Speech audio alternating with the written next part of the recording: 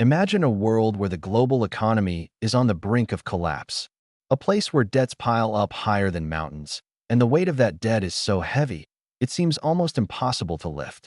This might sound like a scene from a dystopian movie, but in reality, it's the alarming situation we could find ourselves in soon. At the heart of this crisis lies a number that most people don't even know exists: 400 trillion. You read that correctly, 400 trillion. It's an amount so large, it's difficult to even comprehend. But this is not a random figure pulled out of thin air. This number represents the total amount of global debt that is owed by governments, businesses, and individuals across the world. It's a number that could spell disaster if not addressed quickly. But why is this such a big deal? And how did we even get here? Let's take a step back and look at the situation from a global perspective. Over the past few decades, borrowing has become the norm for countries, companies, and even individuals. When times are tough and growth seems slow, borrowing money is often seen as the only solution. But now, this habit of borrowing has created a monster of a problem. Governments, for instance, have been borrowing massive amounts of money to fund their operations. From building infrastructure to providing public services, the need for funds has grown immensely. In the United States alone, the national debt has crossed over $30 trillion. Other countries, like Japan and China, have similarly massive debts. But it's not just the governments. Large corporations, too, have been racking up debt to expand their operations and compete in the global market. And individuals, well, the average person now carries more debt than ever before. With student loans, mortgages, and credit card debts piling up, the financial burden is becoming unbearable for many. The main question here is, how does all of this debt add up to $400 trillion? This problem doesn't just involve the money that is owed today, but also the obligations for the future. Let's look at the concept of future liabilities. Governments across the globe have promised to take care of their citizens when they grow old, through pensions, healthcare, and social security. However, the aging population means these promises are becoming more expensive by the day. The cost of providing these services to the growing elderly population is expected to soar in the coming decades. These future obligations add up to trillions of dollars. In addition, healthcare costs are increasing rapidly, especially with the advancements in medical technologies and the rise of chronic diseases. As a result, governments are facing a massive financial burden. The situation is further exacerbated by the fact that many governments are already running large deficits and cannot afford to pay these future liabilities without borrowing even more money. And this brings us to another important factor: the compounding nature of debt. When a country or a company borrows money, they have to pay interest on it. This interest can accumulate quickly, and the more debt they have, the higher the interest payments become. Over time, these payments become so large that they consume a significant portion of the budget. Governments find themselves in a position where they can only afford to pay the interest on their debt, not the principal. This creates a cycle where more and more debt is needed just to keep the system afloat. So what does this all mean for the global economy? The sheer size of the debt is staggering. As the debt continues to grow, it puts immense pressure on financial markets, economies, and individuals. The risk of a financial crisis grows with every passing year, and yet, many governments seem to ignore the problem, hoping that it will somehow resolve itself. But ignoring this issue is like ignoring a ticking time bomb. It might be quiet now, but it's building up to something catastrophic. Imagine the consequences if countries are unable to repay their debts or meet their future obligations. The economy could come crashing down, stock markets could plummet, and people could lose their savings. The standard of living for millions of people could fall dramatically. Countries could be forced to cut back on social services, and businesses might be unable to secure financing. In the worst-case scenario, the global economy could collapse. Despite the severity of this issue, it's one that is largely ignored by the mainstream media and political leaders. Why? The simple answer is that it's just too big to tackle. No one wants to talk about it because it's a problem that seems too overwhelming to solve. Governments, businesses, and individuals are all part of the problem, and no one is willing to take responsibility for it. However, we can't afford to keep avoiding the truth. This $400 trillion problem is something that could affect every single person on the planet. If action isn't taken soon, the consequences could be catastrophic. But what can be done? How can this problem be solved before it's too late? The $400 trillion question looms large, but to truly understand the gravity of this financial disaster, we must dig deeper. Where did this colossal debt come from? How did we arrive at a point where countries, companies, and individuals are drowning in financial obligations? The answer isn't simple, and it's not a problem of a single generation. Instead, it's the result of decades of financial decisions, policies, and global events. Understanding the root of the crisis requires us to look back at the history of global borrowing and the systems that enabled it. At its core, the debt crisis is about more than just numbers. It's about a mindset that has permeated societies, especially in the developed world.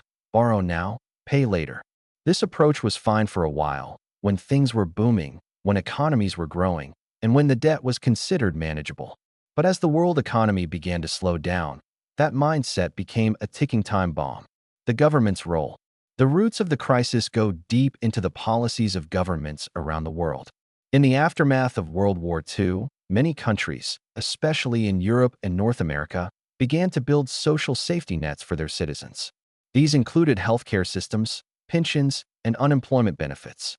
Governments made grand promises, offering citizens financial security in exchange for their trust and support. But what wasn't discussed was the cost of these promises. As populations grew and the elderly population began to increase, these promises became more expensive to uphold. Governments found themselves with two options: raise taxes or borrow money. Most chose the latter. Debt allowed governments to maintain the social services that people relied on without raising taxes too much. For a time, this seemed like a good solution. But over the years, borrowing became the preferred option. Why? Because borrowing money today meant you didn't have to worry about the consequences until much later. Unfortunately, that later has arrived. Governments around the world now owe trillions of dollars. The United States alone has amassed over $30 trillion in debt. And this doesn't include the trillions of dollars in future obligations for social programs like Social Security and Medicare. The situation is similarly dire in other nations, where rising debt levels are becoming unsustainable. The problem is compounded by the fact that many countries are borrowing to finance current spending, rather than investing in projects that will generate future growth.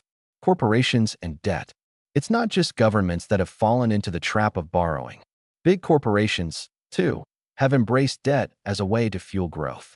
Over the past few decades, businesses have increasingly relied on borrowing to expand their operations, purchase assets, and even fund stock buybacks. This wasn't always the case. In the past, businesses focused on generating profits and reinvesting those profits into their operations. However, the business world has changed dramatically. The rise of shareholder value capitalism has placed pressure on companies to deliver strong returns on investment. As a result, companies turned to debt to keep stock prices rising, even when profits were sluggish. Debt allowed them to keep paying dividends and stock buybacks, rewarding shareholders even when their companies were not performing as well as expected. The result of this is that many large corporations now carry enormous amounts of debt. This has led to a situation where a large percentage of corporate profits are being used to pay interest on their debts, rather than investing in new products or services. And when interest rates rise, these companies face even greater challenges, as the cost of servicing their debt becomes more expensive. In some cases, businesses have borrowed so much money that their ability to repay that debt is in jeopardy. If these companies fail, the impact on global markets could be catastrophic. The collapse of a major corporation due to debt default would send shockwaves through the global economy. The role of individuals. The final piece of the debt puzzle lies with the individual. Over the years, many people have been encouraged to live beyond their means.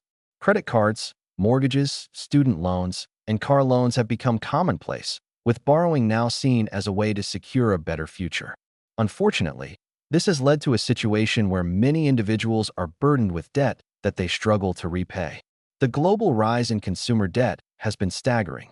In the United States alone, household debt has ballooned to over $16 trillion.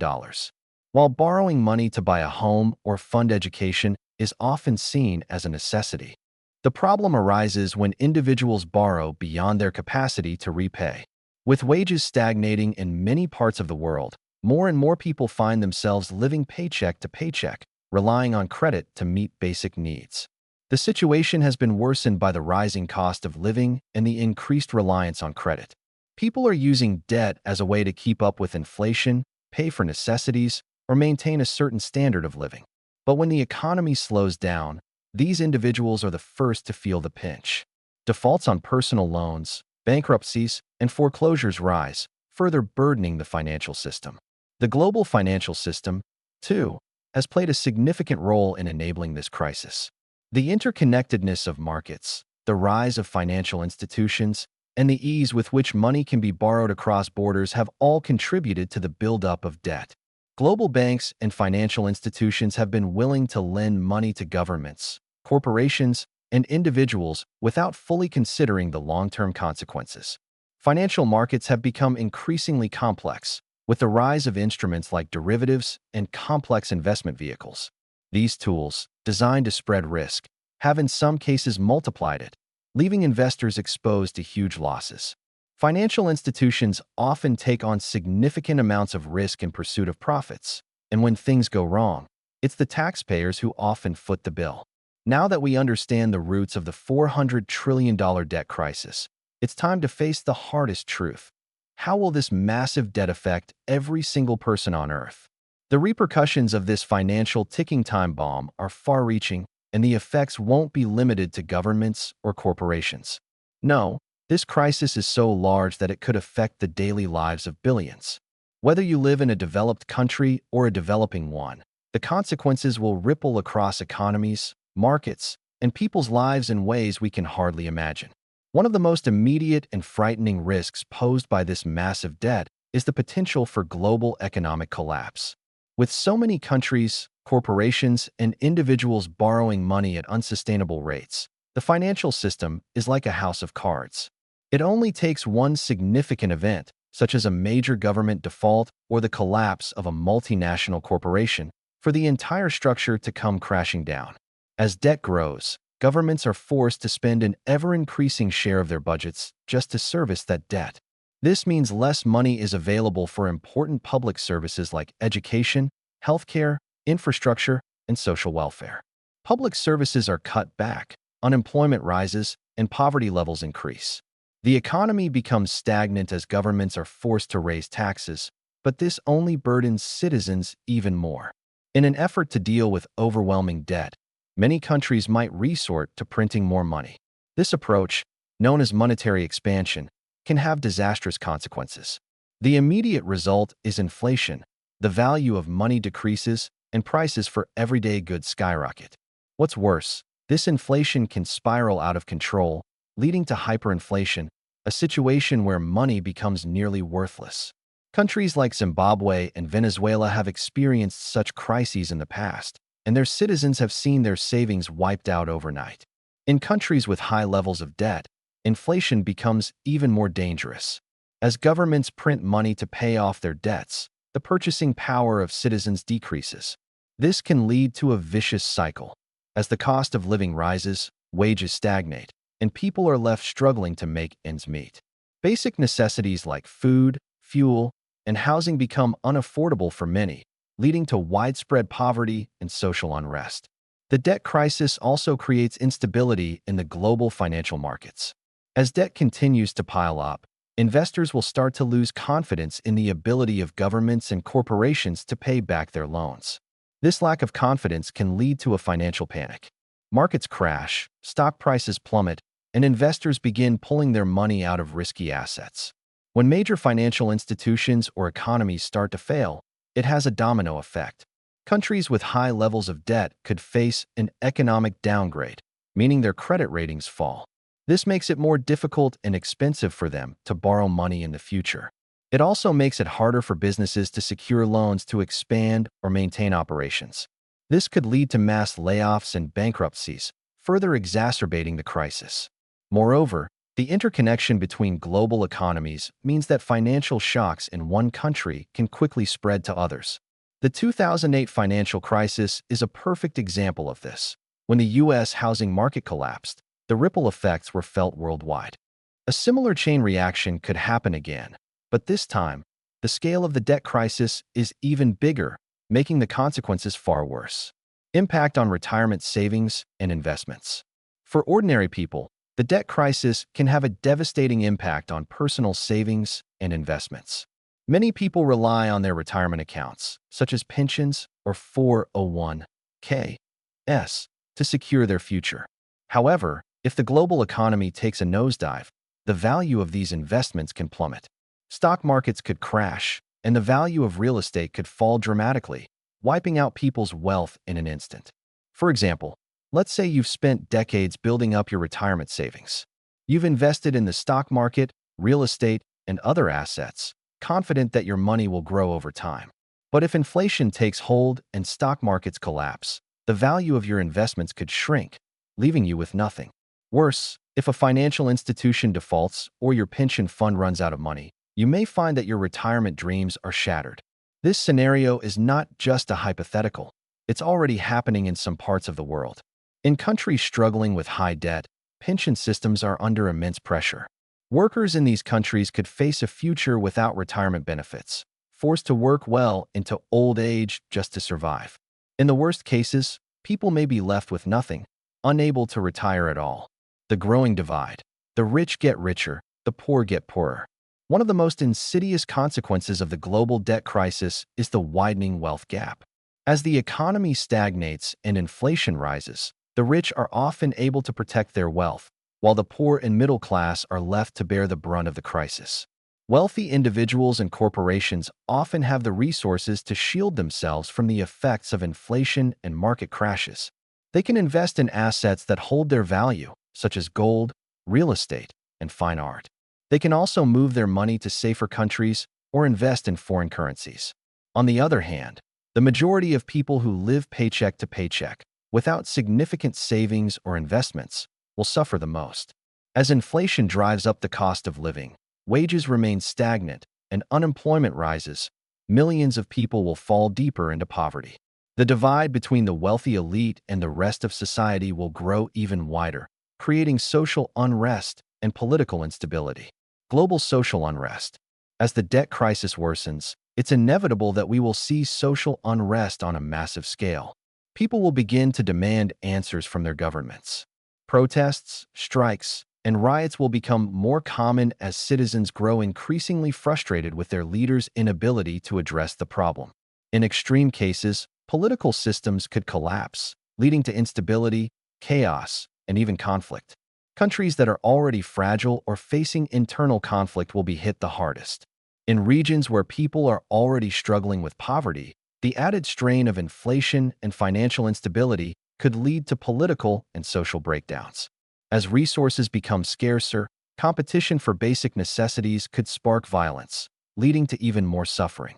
As we've seen, the $400 trillion debt crisis is a looming threat that could cripple global economies, disrupt lives, and create an uncertain future for billions of people. The impacts, whether inflation, global financial instability, or the erosion of personal wealth, are already beginning to show. But as overwhelming as this situation may seem, there is still a glimmer of hope. The question is, can we take action before it's too late? The good news is, yes, there are potential solutions. But these solutions will require bold decisions, global cooperation, and an understanding that no one can avoid the consequences of this crisis. The first step toward addressing the $400 trillion debt problem is recognizing that current methods of managing debt are unsustainable. Governments and financial institutions must acknowledge that simply borrowing more money to pay off existing debt is not a viable long-term solution. Instead, restructuring global debt and coming up with new, innovative ways to manage and reduce debt is critical. One possibility is to introduce debt forgiveness programs for the most heavily indebted nations. This has been done in the past on a smaller scale, but it could be scaled up to provide relief for countries that are at risk of default. By forgiving some of the debt or extending payment terms, these countries would have more breathing room to stabilize their economies and reduce the burden on their citizens.